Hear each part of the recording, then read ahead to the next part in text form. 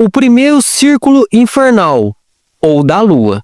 Capítulo 5 do livro Sim a Inferno, Sim a Diabo, Sim a Karma. Amigos meus, hoje, aqui reunidos novamente, vamos estudar o primeiro círculo dantesco dos mundos infernos. É indubitável que esta primeira região submersa corresponde ao Limbus, o orco dos clássicos, citado por Virgílio, o poeta de Mantua. Foi-nos dito com inteira claridade meridiana que tal zona mineral se acha vivente, representada por todas as cavernas do mundo que, unidas astralmente, vêm complementando a primeira região submersa. Diz Dante, o velho florentino, que em tal região encontrou todos aqueles inocentes que morreram sem haver recebido as águas do batismo. Deve-se entender tudo isso de forma estritamente simbólica. Se nós estudamos cuidadosamente o Ramayana, o livro sagrado dos indostânicos, com assombro místico podemos evidenciar o fato contundente e definitivo de que o sacramento do batismo é muito anterior à era cristã. No Ramayana, podemos verificar o insólito caso de Rama, que certamente fora batizado por seu guru. Inquestionavelmente, ninguém recebia, nos antigos tempos, a água batismal sem haver sido, antes, plenamente instruído sobre os mistérios do sexo. É, pois, o sacramento do batismo um pacto de magia sexual. Resulta extraordinário que, ao ingressar em qualquer escola de mistérios, o primeiro que se recebia era o sacramento do batismo. É indispensável, é urgente transmutar as águas puras de vida no vinho de luz do alquimista. Só assim é possível lograr a autorrealização íntima do ser. No orco dos clássicos, no limbo, encontramos muitos homens ilustrados que morreram sem haver recebido as águas do batismo. Equivocados sinceros, cheios de magníficas intenções, porém equivocados. Pessoas que creram possível a liberação sem necessidade da magia sexual. Assim, pois, na primeira região sublunar, debaixo da epiderme deste planeta em que vivemos, moram frios e sepulcrais, os defuntos. Sente-se verdadeira tristeza, suprema dor ao contemplar tantos milhões de desencarnados, vagando com a consciência adormecida na região dos mortos. Vede-os aí, como sombras frias, com a consequência profundamente adormecida, como espectros da noite. As sombras dos mortos vão e vêm por todas as partes, no primeiro círculo dantesco. Ocupam-se das mesmas atividades da vida que passou, sonham com as recordações do ontem, vivem totalmente no passado. Pergunta: tem-nos explicado o Senhor Mestre que na primeira região subterrânea sublunar, denominada Limbo, habitam as almas dos que não foram batizados, entendendo-se por batismo um pacto de magia sexual.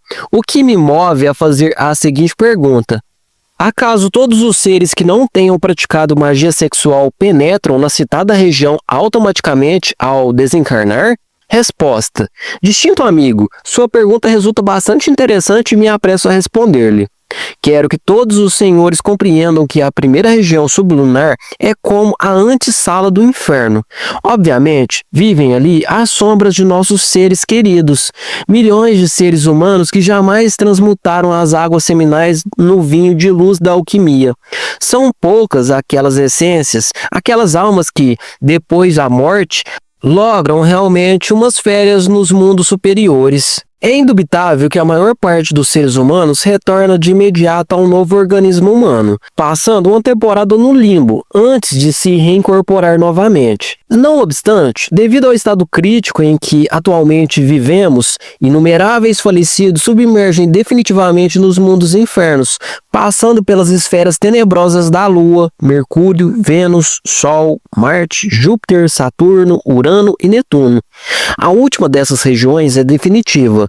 Ali passam os perdidos pela desintegração final, a morte segunda, tão indispensável. Graças a esta espantosa aniquilação, a essência, a alma logra liberar-se das regiões do Tártaro para ascender à superfície planetária e reiniciar uma nova evolução que haverá de recomeçar, inevitavelmente, desde o reino mineral. Pergunta: como se deve entender, venerável mestre, o que, na linguagem da Igreja Romana, se diz que no limbo entram os meninos inocentes? Resposta: distinto amigo, isto dos meninos inocentes deve ser entendido de forma simbólica, alegórica. Interprete-se a palavra inocentes não em sua forma prístina original, senão como ignorância radical. Certamente, aquele que desconhece os mistérios do sexo é ignorante, ainda que se presuma de sábio e possua uma vasta erudição. Recorde que há muitos ignorantes ilustrados que não somente ignoram, senão que, além disso, ignoram que ignoram. Entendido?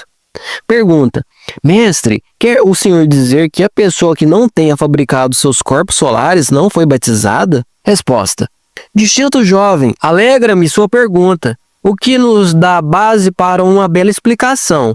As Sagradas Escrituras falam claramente do traje de bodas da alma, o Soma Eliacon, o corpo de ouro do homem solar, viva representação dos corpos suprassensíveis que toda criatura humana deve formar. Em nossos passados livros, já falamos claramente sobre o trabalho relacionado com a criação dos corpos existenciais do ser e, por isso, creio que nossos estudantes gnósticos poderão, agora, entender-nos.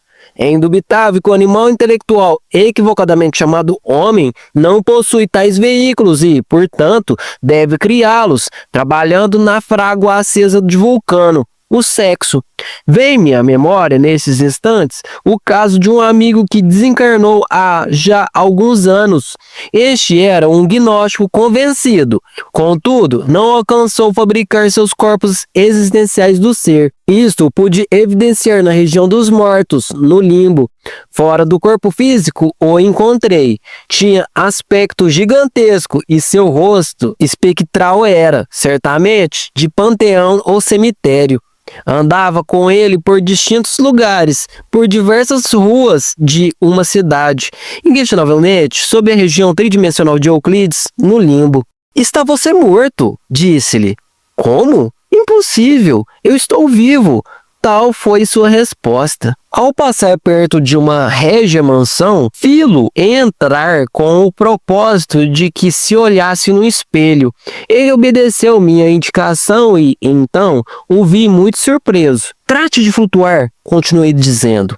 Dê um saltinho para que se convença você de que já está morto. Aquele fantasma, obedecendo, quis voar, mas o vi precipitar-se de cabeça, ao invés de ascender como as aves. Nestes instantes, assumiu diversas figuras animalescas. Tem você agora forma de cavalo, de cachorro, de gato, de tigre. Assim lhe fui dizendo, conforme suas distintas facetas animalescas ressaltavam. Certamente, aquele fantasma era formado por um conjunto de eus, pendenciadores e gritões, que se penetravam e compenetravam mutuamente, sem se confundir. Inúteis foram meus esforços. Aquele desencarnado não pôde entender-me. Era um habitante da região dos mortos, uma soma de eus personificando defeitos psicológicos. Apesar daquele amigo ter conhecido a gnose, não havia conseguido fabricar seu corpo astral. Agora só tinha, ante minha vista, um conjunto de fantasmas, dando a impressão de uma personalidade de fachada.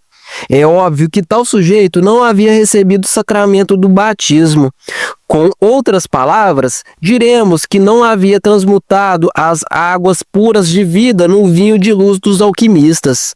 Pergunta: mestre, quer dizer então que os que habitam a região dos mortos, ou seja, o limbo, sempre terão a oportunidade de retornar a uma nova matriz? Resposta: distinto amigo, não ouvi de você que o deus Mercúrio, com seu caduceu, tira sempre as almas submersas no orco, com o propósito de reincorporá-las no novo organismo. Só assim é possível que, um dia qualquer, possamos ser batizados de verdade, entendido? Pergunta: querido mestre, eu entendo que no limbo ingressam a essência e os eus do defunto, porém que não é uma região de sofrimentos. Estou no correto? Resposta: distinto cavalheiro, já que você fala sobre essência e sobre eus, é bom que coloquemos as cartas sobre a mesa de uma vez, para esclarecer conceitos e definir posições doutrinárias. Muitos creem que o ego, o eu, o mim mesmo, o si mesmo, é algo demasiado individual. Assim o supõe equivocadamente os múltiplos tratadistas da moderna psicologia. Nós, os gnósticos, vamos mais longe. Gostamos de aprofundar, penetrar em todos estes mistérios, inquirir, indagar, etc, etc, etc. O eu não possui individualidade alguma, é uma soma de diversos agregados psíquicos que personificam nossos defeitos psicológicos, um punhado de erros, paixões, ódios, temores, vinganças, ciúmes, ira, luxúria, ressentimentos, apegos, cobiças, etc, etc. Estes diversos agregados têm formas animalescas variadas nas regiões hipersensíveis da natureza. Ao morrer, todo esse conjunto de eus pendenciadores e gritões, toda essa variada gama de agregados psíquicos continua mais além do sepulcro. Dentro de tais valores negativos, acha-se enfrascada nossa essência anímica, o material psíquico. É, pois, ostensível que tal matéria anímica embutida dentro do ego submerge no orco, no limbo, para retornar, um pouco mais tarde, a este mundo físico. Pergunta: mestre, para uma pessoa adormecida, comum e corrente, seria uma continuação de sua vida o limbo? Resposta: amigo, jovem que faz a pergunta, considero que esta está um pouco equivocada. É necessário perguntar melhor para esclarecer. Não existe nenhum amanhã para a personalidade do morto. Toda personalidade é filha de seu tempo, nasce em seu tempo, morre em seu tempo. Aquilo que continua mais além do sepulcro é o ego, soma de diversos agregados psíquicos, animalescos e brutais. Quando eu contemplava o amigo do meu relato, com dor pude entender que a personalidade dele havia sido aniquilada. Tudo o que tinha agora ante minha vista era uma soma de grotescas figuras animalescas, penetrando-se e compenetrando-se mutuamente para dar uma falsa aparência de personalidade sepulcral, fria, espectral. Que foi feito do meu amigo? Onde estava? Como não havia fabricado o corpo astral, é óbvio que tinha deixado de existir. Se meu amigo tivesse fabricado um corpo astral, mediante a transmutação sexual, se tivesse praticado magia sexual realmente, é claro que, sim, teria fabricado o veículo sideral e então teria continuado com sua personalidade astral nas regiões hipersensíveis da natureza. Desgraçadamente, este não tinha sido o caso. Ser batizado, pois, implica em haver praticado magia sexual. Quem não procedeu assim não recebeu as águas sacramentais, é um habitante do limbo. Pergunta: mestre, essa falsa personalidade formada por estes grotescos eus, que num tempo era seu amigo, poderia chegar a ser seu inimigo nesta região sem futuro? Resposta: jovem amigo, é urgente que você compreenda que o ego é constituído por muitos eus e que alguns destes podem ser nossos amigos ou nossos inimigos. Indubitavelmente, alguns eus daquele fantasma ao qual me referi continuam sendo amigos meus, mas outros é óbvio que podem ser inimigos ou simplesmente grotescos fantasmas indiferentes. Em todo caso, é o ego quem retorna desde a região do limbo para repetir, neste mundo físico, todos os dolorosos dramas das existências passadas. A personalidade, como já disse, é perecedora, não retorna jamais. Isto é algo que você deverá compreender claramente. Saiba diferenciar entre o ego e a personalidade. Compreendido? Pergunta: devo entender, mestre, que o verdadeiro sacramento do batismo o pode receber só o que se inicia no caminho do fio da navalha? Resposta: distinto senhor, o autêntico sacramento do batismo, como já disse nesta conferência, é um pacto de magia sexual. Desgraçadamente, as pessoas passam pela cerimônia batismal, pelo rito, porém não cumprem com o pacto jamais. Devido a isso é que ingressam no limbo. Se as pessoas cumprissem com esse pacto religioso, entrariam de cheio na senda do fio da navalha, naquele sendeiro citado por Cristo quando disse: estreita é a porta e difícil o caminho que conduz à luz, e muitos poucos são os que o acham. É indispensável saber que o caminho secreto que conduz as almas até a liberação final é absolutamente sexual. Pergunta: mestre, então os desencarnados que têm direito a umas férias são os que começaram a praticar magia sexual? Resposta: distinta senhora que me faz a pergunta, convido a compreender que o ego jamais pode entrar nas regiões celestes. Para os agregados psíquicos só existe o abismo e a morte segunda, entendido? Não obstante, vamos mais fundo para elucidar e esclarecer esta conferência. Quando o ego não é demasiado forte, quando os agregados psíquicos são muito débeis, consegue a essência pura, a alma, liberar-se por algum tempo para entrar nas regiões celestes e gozar de algumas férias antes de retornar a este vale de lágrimas. Desgraçadamente, por hoje, o ego animal se fez muito forte em muitas pessoas e, por tal motivo, já as almas humanas não têm a dita de tais férias. Certamente são muito raras, hoje em dia, aquelas almas que logram penetrar no devachan, como diz os teósofos, ou no causal. Quero que todos os senhores compreendam o fato concreto daquelas almas, hoje, por certo, muito raras, que podem gozar, por um tempo, de tão felizes férias entre a morte e o novo nascimento. São o que poderíamos chamar no mundo de pessoas muito boas. Devido a isto, a grande lei os compensa depois da morte, entendido? Pergunta: mestre, essas almas que conseguem escapar do ego para desfrutar de umas férias, ao reingressar em outra matriz, têm que voltar a engarrafar-se no ego? Resposta: amigos, o ego somente pode ser destruído, aniquilado de duas formas. Primeiro, mediante o trabalho consciente em nós mesmos e dentro de nós mesmos, aqui e agora. Segundo, nos mundos infernos, mediante a involução submersa, passando por espantosos sofrimentos. Inquestionavelmente, as férias celestes não dissolvem o ego, uma vez que a essência, a alma, esgota os frutos de sua recompensa, ao retornar a este vale de lágrimas, fica previamente engarrafada no seu ego, o eu, o mim mesmo. Pergunta: mestre, quando a essência retorna a uma nova matriz engarrafada no ego, depois dessas férias, não traz um anelo de liberar-se para conseguir sua autorrealização? Pergunta: distinta dama, sua pergunta é magnífica. Quero dizer à senhora de forma enfática o seguinte: o acesso aos mundos superiores nos reconforta e ajuda. Quando a essência regressa de umas férias nos mundos superiores de consciência cósmica, vem fortalecida e com maior entusiasmo. Então, luta incansavelmente para conseguir sua liberação total. Não obstante, todo o esforço resultaria inútil se não cumprisse com o pacto de magia sexual contido no sacramento do batismo. Pergunta: mestre, poderia dizer-nos como são as regiões do primeiro círculo dantesco ou da lua?